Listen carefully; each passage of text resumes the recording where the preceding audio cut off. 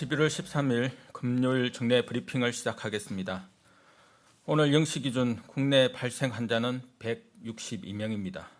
그 가운데 수도권의 환자가 113명이고 비수도권 지역은 49명입니다. 어제 한 분이 돌아가셨습니다. 고인의 명복을 빌고 유가족분들께 깊은 위로의 말씀을 드립니다. 11월 7일부터 13일까지 일주간의 국내 하루 평균 환자 수는 109명입니다. 권역별로는 수도권이 75명이며 충청권과 강원권이 각각 9명, 호남권이 6.7명, 경남권이 5.6명입니다.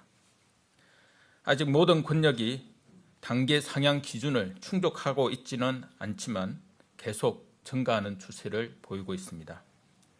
현재 위중증 환자는 50명이고 즉시 입원 가능한 중환자 병상은 총 136개로 의료 체계의 대응 여력은 아직까지는 충분한 상황입니다.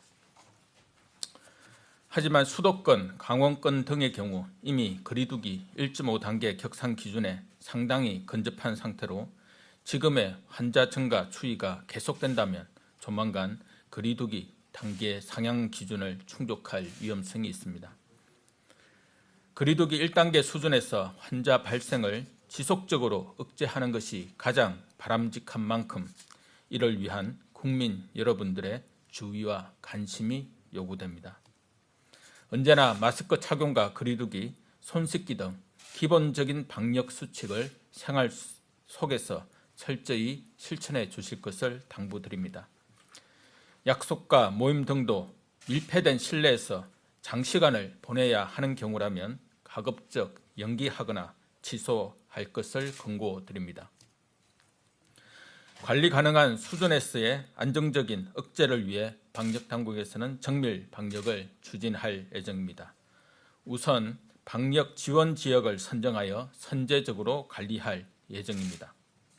관계부처, 지자체와 함께 위험도가 높고 유행에 조짐이 있는 지역을 시군구 기초 지자체 단위로 방역 지원 지역으로 선정할 계획입니다.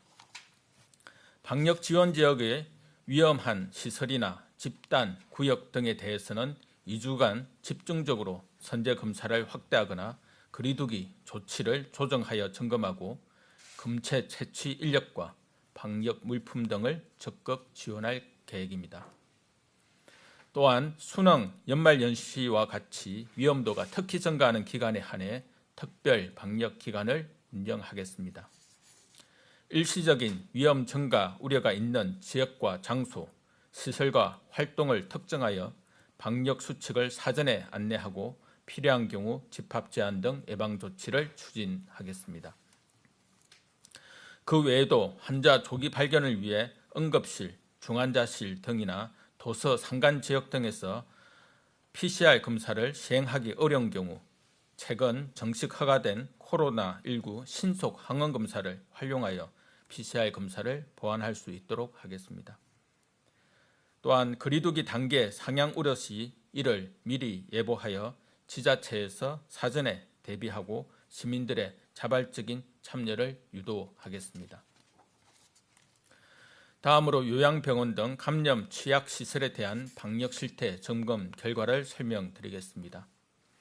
지난 10월 22일부터 2주간 지자체와 국민건강보험공단 등은 요양병원 1,438개소, 요양시설 5,996개소, 정신병원 418개소 전수에 대해 방역수칙 준수 여부 등을 조사하였습니다. 대부분 전반적으로 방역관리자 지정 등 방역수칙을 잘 준수하고 있는 것으로 나타났습니다. 다만 요양병원의 경우 의심 환자의 격리를 위한 예비병실 동선 설정이 미흡하거나 확진자 발생 시 이송 계획을 수립하지 않는 곳이 일부 확인되었습니다. 요양시설의 경우에는 종사자의 대체 인력을 미확보하거나 공간 협소나 여유 침실 부족으로 인해 의심 환자 격리 공간을 미확보한 시설이 다수 있었습니다. 또한 정신병원의 경우에는 입원실이나 격리실에 개별 화장실을 설치하지 않은 기관이 많았습니다. 이번 점검에서 각 항목을 충족하지 못한 기관에 대해서는 현장 계도를 현장에서 실시하였고 향후 추가 조사를 통해 지속 지도 점검할 예정입니다. 이와 함께 요양병원 등에 대한 종사자 감염관리 교육 예산과 대상을 확대하고 감염관리 기본 수칙별 표준교육 동영상도 배포하는 등 방역 관련 교육을 강화하겠습니다. 정신병원에 대해서는 환경 개선 예산을 확보하여 입원실 내에 개별 화장실 설치를 지원하고 입원실당 병상수와 병상 간의 이격거리 제한을 위해 관련 법령 개정도 착수할 예정입니다.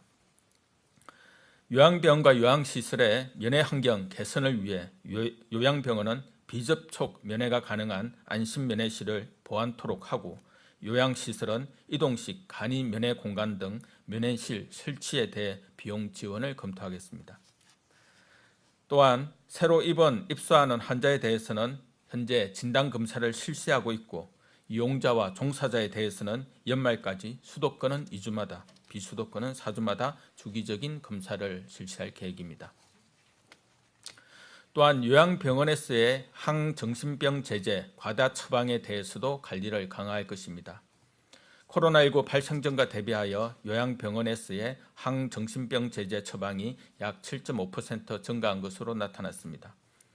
이에 따라 적정 의약품 사용 모니터링을 위해 필요한 세부 처치 내역 제출을 의무화하였고 향후에는 청구 내역을 분석하여 현지 확인도 실시하고자 합니다. 또한 의약품 안전 사용 서비스, 즉 DOR 확인 사항에 요양병원에서의 항정신병 제재를 추가하고 적정 사용 가이드라인을 마련할 예정입니다. 한편 요양병원 적정성 평가 지표에는 항정신병 제재 투약 안전 항목을 신설할 예정입니다. 집회와 관련된 행정 조치 현황에 대해 말씀드리겠습니다. 현재 거리두기 1단계 조치에 따라 집회 등 행사 참석 인원이 500인 이상인 경우에는 지자체 협의가 필요하고 마스크 착용 등 핵심 방역 수칙 준수가 의무화되고 있습니다. 이에 더해 서울, 인천, 세종과 자체적으로 1.5단계로 격상한 천안, 아산, 원주, 순천은 100인 이상의 집회를 금지하고 있고 제주도는 100인 이상 모임 행사에 대해 방역 수칙을 의무화하고 있습니다. 집회의 자유는 핵심적인 기본권으로 충분히 보장되어야 하나 우리 모두의 생명을 보호하기 위해 불가피한 조치인 만큼 이러한 행정조치에 협조를 당부드립니다. 한편 내일 경기와 인천, 세종을 제외한 전국 14개 시도에서 1만 5천여 명이 참석하는 전국 민주노동조합 총연맹 집회 개최가 신고되었습니다. 이에 방역당국은 민주노총 측에 집회 시 마스크 착용과 거리두기, 참석자 명단 관리, 함성 구호 노래 등 비말이 많이 발생하는 활동의 금지, 집회 전후 식사, 모임 금지 등 방역수칙 준수 협조를 요청하였습니다. 집회 주최 측과 참석자 모두에게 집회 재고 또는 최소화를 요청드리며 집회 시에는 방역 관리에 철저히 임해 주실 것을 거듭 당부드립니다. 오늘부터 마스크 미착용에 대해 10만 원 이하의 과태료가 부과되기 시작합니다. 거리두기 개편에 따라 1단계에서도 마스크 착용이 의무화되는 시설이 대폭 확대됩니다. 이를 충분히 숙지하시고 따라주시기 바랍니다.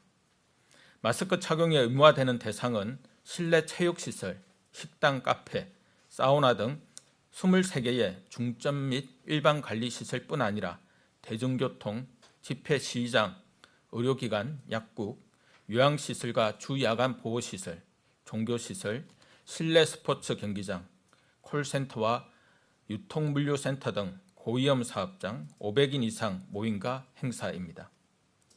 마스크는 가장 효과적이고 안전한 방역수단으로 과태료 부과는 이를 보다 독려하기 위함이라는 점에서 국민 여러분들의 양해를 부탁드립니다. 정부는 마스크 착용 의무화가 현장에 조기에 안착될 수 있도록 지속 안내하겠습니다. 감사합니다.